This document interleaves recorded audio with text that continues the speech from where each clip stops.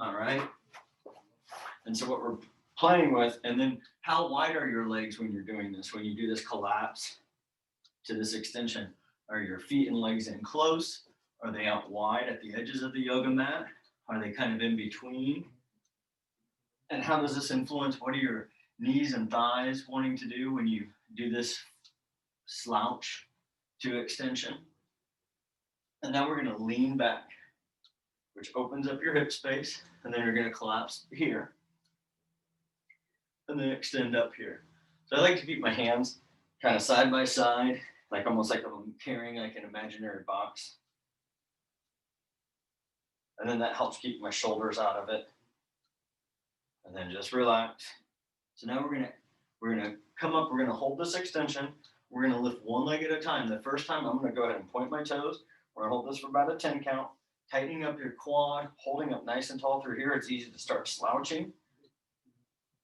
Holding this nice and tight. We're gonna relax everything. Extend up, and now we're gonna lift the same leg, this time pulling the toe back.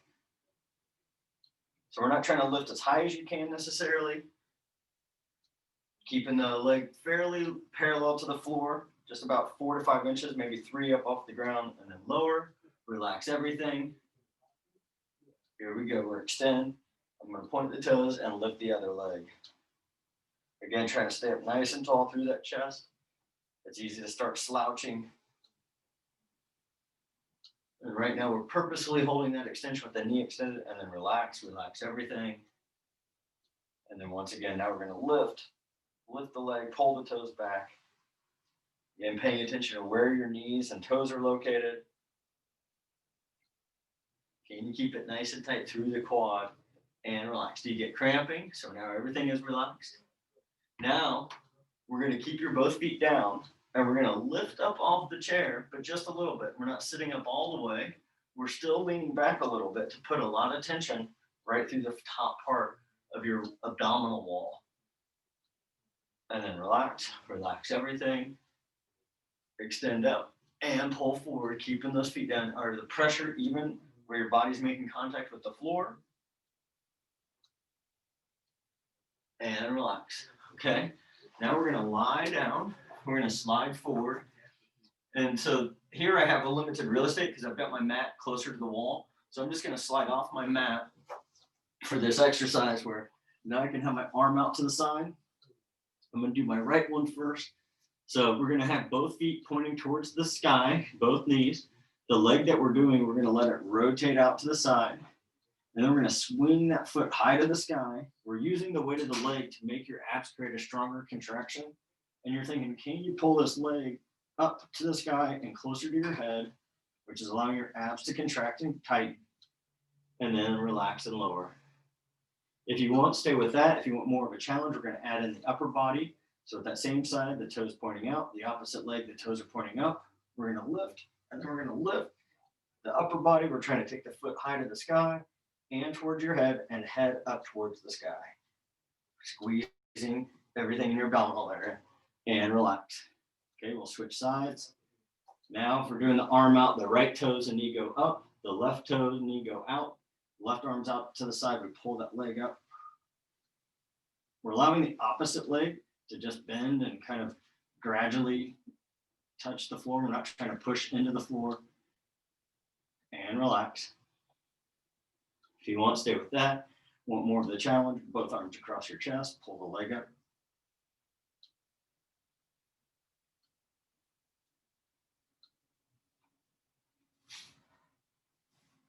And relax. All right.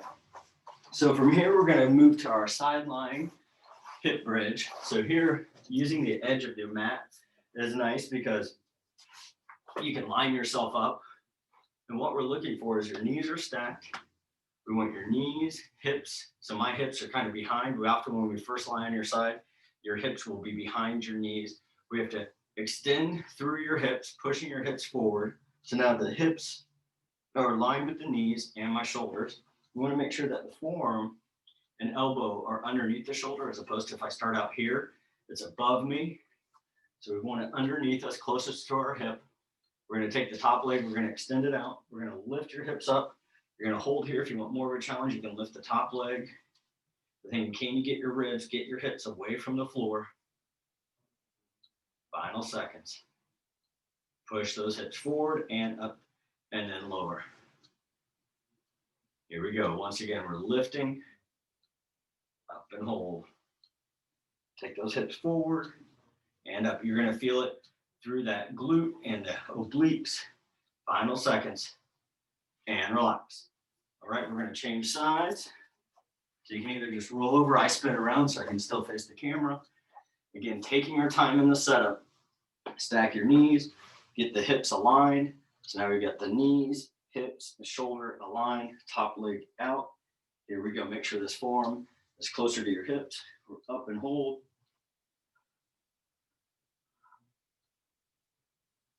Again, get those hips up high to the sky, push them forward. Final seconds. And relax. Again, this gives you a chance to check how tender are your greater trochanters, that area that you're making contact. Lift the hips up.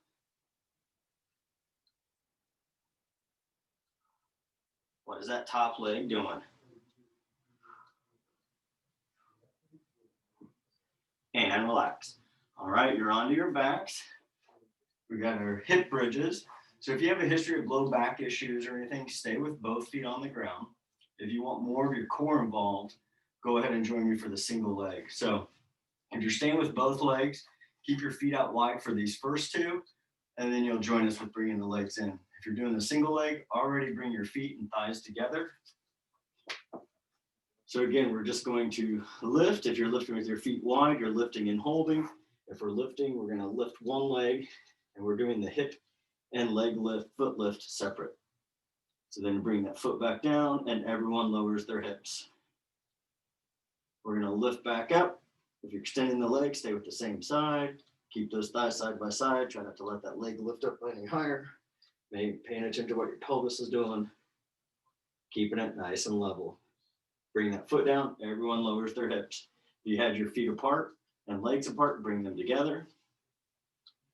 For these next two, otherwise we're gonna stick with the single leg, and we're extending the right leg out this time. Push through the glutes.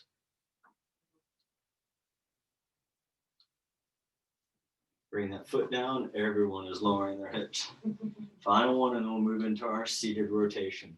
We're up. You're holding it nice and stable. What are your feet doing? Can you push a little bit harder through your heel? Foot is down, and everyone lowers their hips. All right. So now we're going to move to a seated position.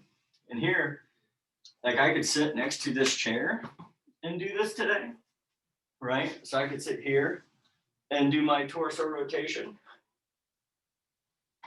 I'm going to do it along the wall just because of being able to have more distance where there my feet would be out of the shot. But just to demonstrate where the first exercise I do at the front of the chair, the rotation I would use the side of the chair because the arm height.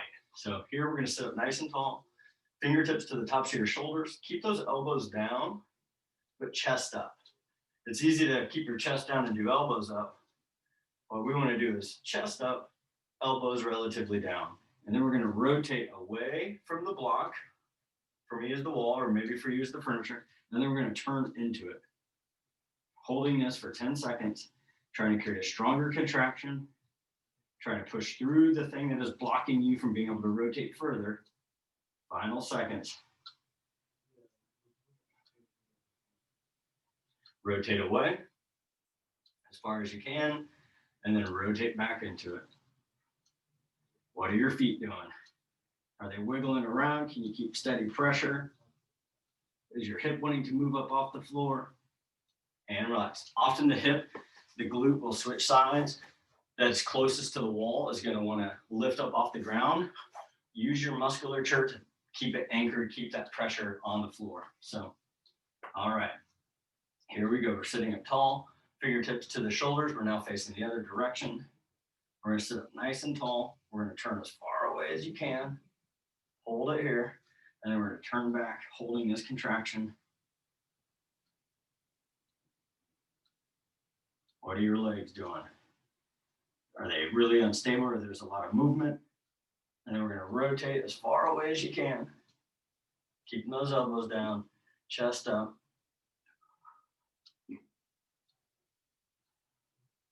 Holding it nice and steady. Again, what are your feet and legs doing? And relax. All right, now we're going to go face down.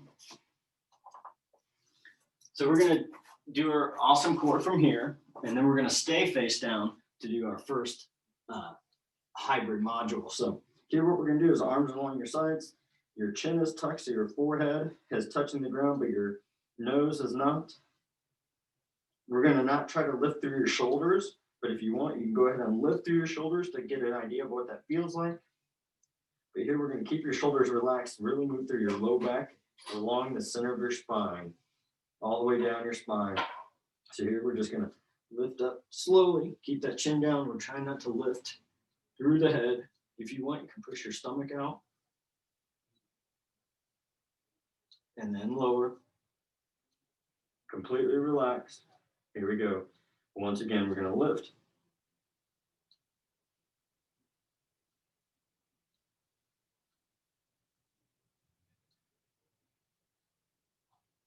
And relax.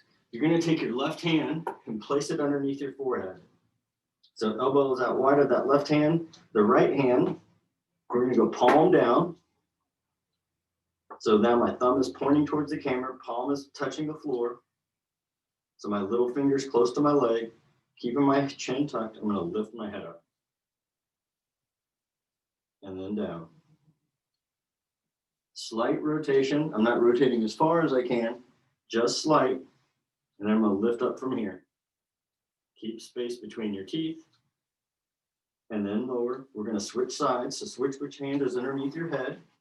Take the left hand down along your side, palm down, thumb away, little finger towards your leg. Keeping your chin down, we're going to lift the head up. And then relax. Slightly turn. Again, we're not trying to turn all the way, just a slight rotation. And then lift from here. And relax. All right. So now we're going to stay in a relatively same position. We're going to go back to the left hand underneath our forehead. Our right hand is going to go out to the side, one of those like single side saguaro cactus, and we're going to do our reach and depress. So I've got my hand and elbow resting on the floor. I'm going to elevate. I'm going to reach up overhead as high as I can, bringing that bicep and my arm in towards my head, and then I'm going to sweep the hand and elbow out to the side, back down towards my hip, holding down the down phase. Again, my hand wants to go towards the floor. I'm trying to keep my arm and hand as far away from the floor as possible as I push my shoulder or elbow into my low back. We're going to sweep that hand and elbow up, out to the side, up overhead, reach as high as you can, getting as much distance between the bottom of your feet, tips of your fingers, and then back out to the side, keeping that hand and elbow form up off the ground, and then pull it into your low back. Thinking about separating the space between the top of the shoulder and the base of the neck. And relax. We'll switch sides. So now we're going to take the left hand, palm down, elbow out to the side. We're going to elevate it. We're going to reach up overhead, getting distance between the bottom of the feet, tips of the fingers, then sweep that hand and elbow back out to the side, holding it down. We're holding the depression, getting the elbow into your low back, holding here, and then sweep that hand and arm up out to the side, reaching up overhead once again. And then sweep back down and across, back into your low back, holding this depression for a longer period of time, helping stretch the top part of your shoulder, and relax. All right, so now we're going to move into our face down hip external and internal rotation. I'm going to lay a little bit closer to the camera this way just so you can see like what my legs are doing from a different angle. So we're going to do the right leg first. I'm going to bend the leg. I'm going to take my knee out to the side. So if my thighs are together, I take the leg that's bent, I take it out to the side. I'm going to let this foot fall towards the back of this leg without allowing my pelvis to move. Then let's slowly bring it back to neutral and let the foot go to the outside without allowing the opposite hip to move. So I'm trying to keep my pelvis connected to the floor. It's despite what my leg is attempting to do. So now I'm going to bring that leg back across towards the leg that's straight, just where this other side pelvis wants to move. Hold it, and then back up across. What are you observing through your pelvis, through your core, as this leg does internal rotation compared to when you bring it back to neutral and you've done that external? We're going to switch sides, switch which leg. We're going to bend the other leg, take it out to the side, let it fall towards the back of the leg, hold it here. Again, is one side tighter than the other? We're back to the middle. Let that foot go to the outside.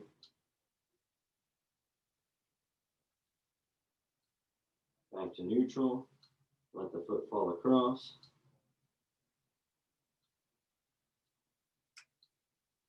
Keeping that chin tucked a little bit. It's easy to let, in this position, to let that neck start to extend back to neutral and foot out just a little bit. Again, just where that opposite side pelvis wants to lift up off the ground. Okay. Now we're going to move to side lying, and then we're going to lie on your backs after this. So we're moving to side lying. Here, if you can, if your arm feels okay, you would then rest your ear on your bicep, the upper arm. You want to pay attention to what your body is doing, rocking side to side or back and forth. What we want to do is keep your body stable. We don't want any rocking to occur. We're going to lift your top leg up. And we're going to hold it here nice and steady. Right now, we're just making sure there's no movement once we lifted the leg. And down. Okay, now we're going to rotate the foot inward. Knee slightly inward, foot inward, and just lift up. It's not much of a rotation.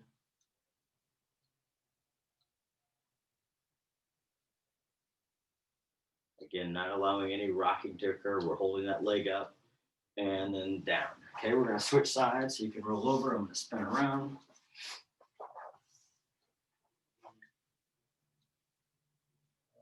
All right, so then we're going to lift this first one, just keeping the toes and knee more neutral. Again, no rocking back and forth. So if I go any higher, I feel like my body would have to rock in one direction. We're going to lower that leg. We're going to rotate the knee and foot inward just a little bit and lift more with the heel. Again, before you start to rock or anything, this side just feels a lot more limited, where I can't move as far before my body wants to change its position, and relax. All right, so now we're on your backs. We're going to have both feet flat. We're going to do the right side first. We're going to take the right foot. We're going to extend it out so the knee is straight. We're going to take the leg out to the side of the yoga mat. Let the toes and knee rotate outward, which is really going to drive the pelvis to that same side that the foot rotated out. Keep the pelvis nice and stable, which requires your core to work. We're going to lift that foot to the ceiling, the inside part of the heel and inside part of the thigh lifting up towards the ceiling just before that back starts to want to flatten. So how much can you keep that back arched with lifting the leg up? And then we're going to lower. You can rotate the foot back in, then let the toes and knee rotate back out. Lift the inside part of the ankle to the ceiling.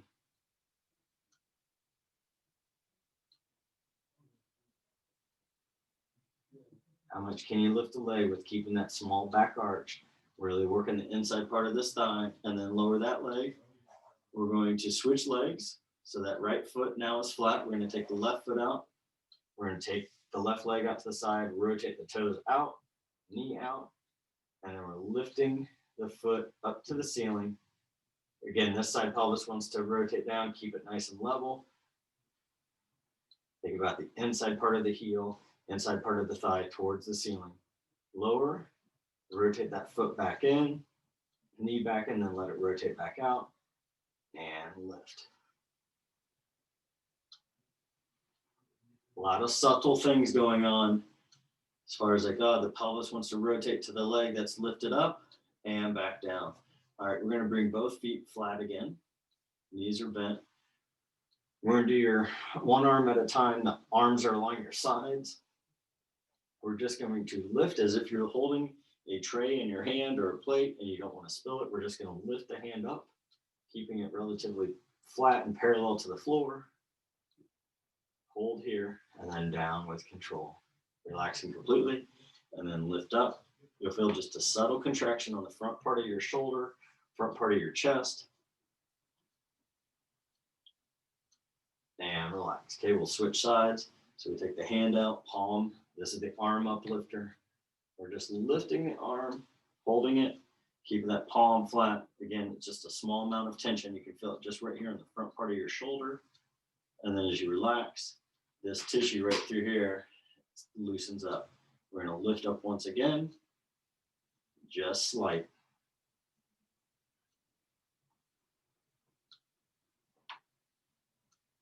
And relax. All right, so now we're going to have you slide to where you can put your feet on the and your legs on your chair, fully supporting your legs, right? So now you want to be able to be in a position like this where now your back is completely supported. You can think about sinking into the floor. Here you want to think about how heavy can you make your body into the floor? How much can you make your muscles relax? Can you let the floor and the chair fully support you? Do you have any tension in your teeth? What are your shoulders doing?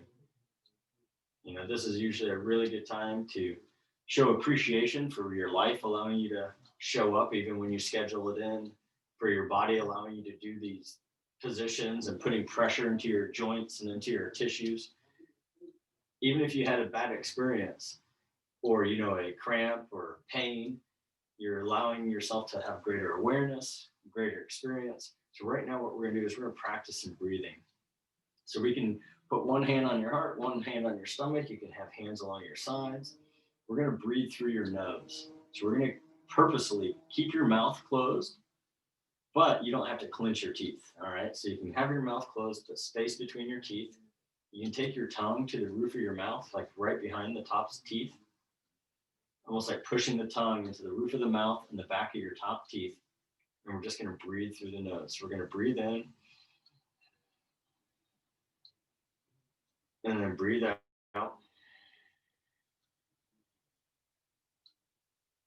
Breathe in.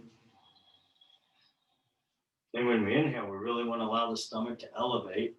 And then as you exhale, just let everything relax and let stomach relax as the air gets pushed out. And then we're going to inhale. Pausing. And then exhale.